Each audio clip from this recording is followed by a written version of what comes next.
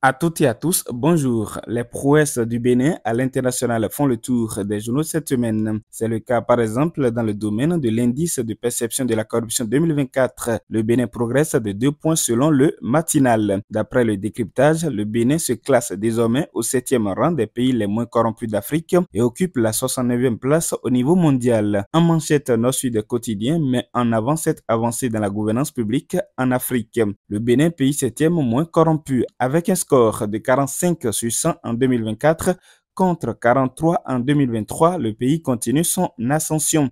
Cette évolution témoigne, selon plusieurs confrères, des efforts déployés en interne pour renforcer la lutte contre la corruption.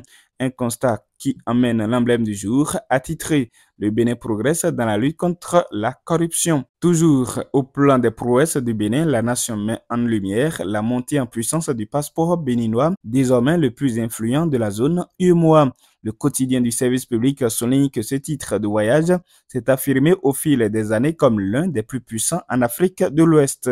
D'après le dernier rapport Henley Passport Index 2025, le passeport béninois permet aujourd'hui d'accéder à 67 destinations sans visa. Entre 2022 et 2025, le Bénin a gagné 12 places au classement mondial, se positionnant désormais son 10e sur 199 passeports évalués. La même information est relayée par Dabarou qui fait titrer à sa une. Le passeport béninois est premier dans l'UEMOA et deuxième dans la CEDEAO grâce aux efforts diplomatiques du gouvernement.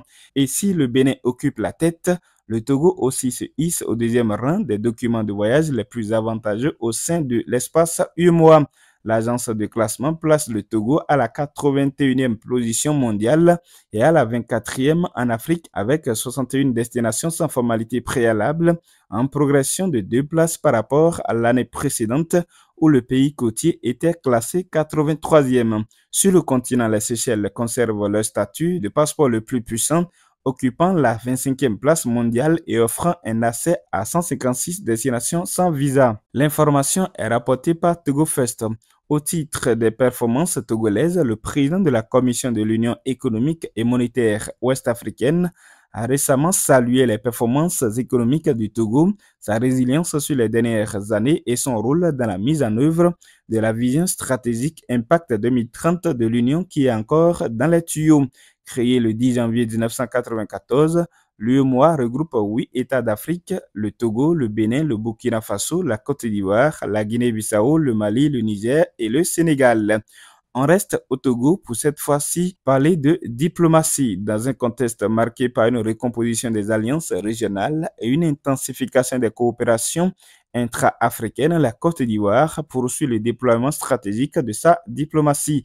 Le 10 février dernier, Félix Assielou Tano, nouvel ambassadeur ivoirien, a remis la copie figurée de ses lettres de créance au ministre togolais des Affaires étrangères, Robert Dussier, lors d'une audience à Lomé. Sur le plan diplomatique, les présidents Foya Singbe et Alassane Ouattara ont toujours affiché une proximité stratégique partageant une vision commune d'une CEDEAO tournée vers l'intégration économique et la stabilité régionale, rappelle Togo Breaking News. Et justement, en parlant de la Côte d'Ivoire, le président du PDC-RDA, Tidjane Thiam, a dit entamer la procédure de renonciation à sa nationalité française, un sujet qui agite l'opinion publique en Côte d'Ivoire alors que le pays se dirige vers la présidentielle. Le quotidien Le Jour Plus est péremptoire.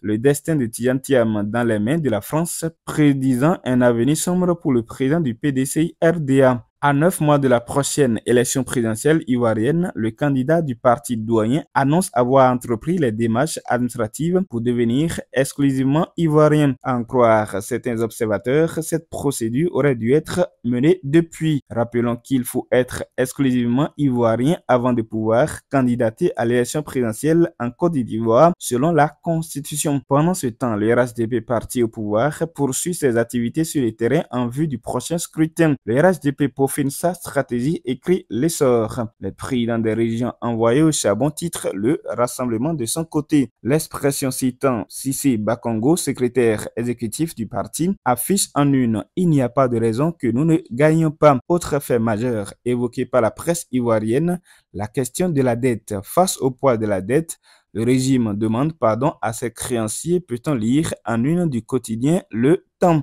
Ce journal proche de l'opposition parle d'une dette de 800 milliards de francs CFA en jeu. Le gouvernement plaide pour un réchelonnement, informe Notre Voix. Politique également à la une au Sénégal. L'opposition lance le FDR, affiche le Sud Quotidien. Plusieurs partis politiques issus de l'ancienne coalition au pouvoir et de la coalition Yewi Askanoui ont procédé dimanche au lancement d'un nouveau front politique dénommé Front pour la défense de la démocratie et de la République, FDR, écrit le journal. Ce nouveau cadre politique, qui a pour but de donner forme à la résistance du peuple sénégalais contre les politiques néfastes du pouvoir, a été cependant boycotté par le Parti démocratique sénégalais PDS, précise Sud.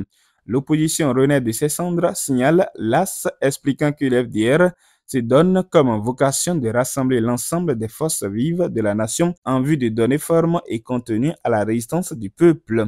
Toutefois, Amadouba casse le front, précise le quotidien, expliquant que le leader de la nouvelle responsabilité ne veut pas s'allier à des partis qui l'ont trahi. L'ancien candidat à la dernière présidentielle et ses camarades déclarent qu'ils ne peuvent pas se retrouver dans une même entité avec des hommes politiques qui leur ont tourné le dos lors des 2 scrutins majeurs de l'année 2024, ajoute la publication. Au Niger, le régime militaire au pouvoir annonce l'organisation du 15 au 19 février des assises nationales censées notamment fixer la durée de la transition ouverte après le renversement du président civil Mohamed Bazoum en 2023. La date des assises a été fixée par le ministère de l'Intérieur dans un communiqué lu à la télévision d'État dans la nuit du samedi à dimanche 9 février qui précise qu'elles se tiendront à Niamey, fait savoir le Monde Afrique. On attend de voir la suite de ces assises nationales afin de voir quelle sera la durée de la transition nigérienne. Autre actualité de la semaine, la 38e session ordinaire de l'Assemblée de l'Union africaine réunira les 15 et 16 février 2025 à Addis Abeba les chefs d'État et de gouvernement.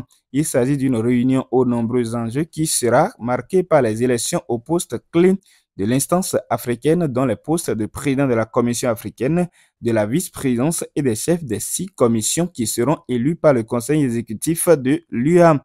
Des élections qui seront précédées par la passation des témoins entre le président sortant, le Mauritanien Mohamed Cheikh El Zouani, et son successeur désigné, l'Angolais Joao Lorenzo. L'information est à retrouver sur le site 360 Afrique. Dieu dit toujours oui, c'est la thématique abordée par Coach Pouillon sur sa chaîne YouTube cette semaine.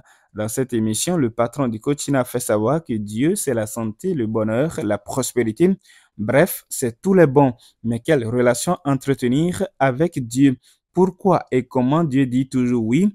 Pour trouver la réponse, il faut se diriger vers la page YouTube Authentique Coach Pouillon et s'abonner pour ne rien rater de l'authentique coaching. Vous aurez également l'occasion d'entendre le Coach Pouillon sur l'actualité internationale dans cette émission. Tels sont les grands sujets qui ont fait l'actualité africaine cette semaine. À la présentation, Jérôme Wenceslas Capo avec Guillaume Lafont à la réalisation. Merci de votre aimable attention et à samedi prochain. D'ici là, n'oubliez pas de vous abonner aussi à Coaching TV.